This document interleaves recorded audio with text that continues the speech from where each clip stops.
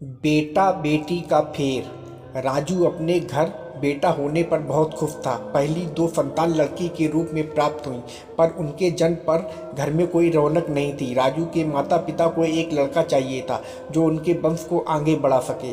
उनकी छुपी खुशी आज खुलकर चेहरे पर दिख रही थी।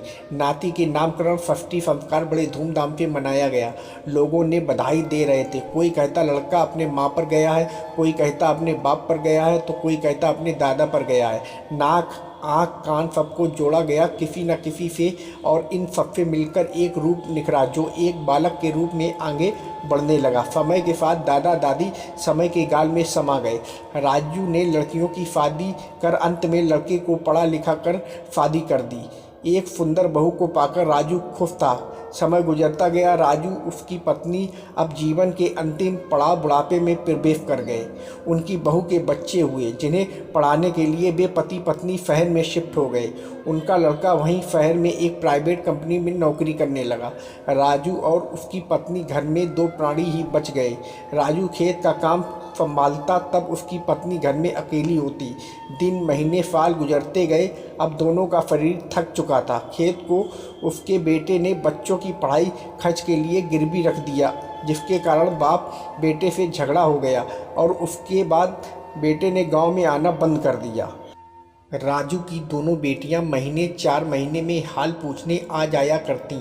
उन्होंने अपने भाई को समझाने की कोशिश भी की, पर वह माँ बाप को साथ ले जाने को तैयार नहीं हुआ। इसी बीच वह गांव आया एवं खेत को बेचने की बात गांव में फैलाई ताकि लेने वाले उससे संपर्क कर सके।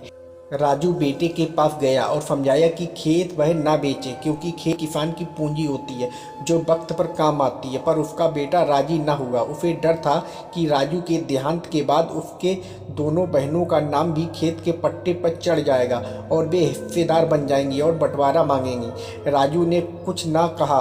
वापस आकर वह उस खुशी को याद किया जब उस लड़के के पैदा होने पर और लड़कियों के पैदा होने पर अनुभव किया था। क्या लड़के का हक सिर्फ जमीन हथियाने तक ही होता है? क्या बुढ़ापे माँ बाप का सहारा बनने का फर्ज उसका नहीं? राजू की सोच चिंता में बदल गई और वह बीमार पड़ गया। बेटे को माँ ने खबर भेजी, पर वह ना आया। फिर माँ ने दोनों बेटियों को खबर भेजकर आने के लिए कहा। दोनों बेटियों ने आकर माँ बाप को समझाकर उन दोनों के घर में एक एक महीने दोनों के जिंदा रहने तक रखने का वादा किया।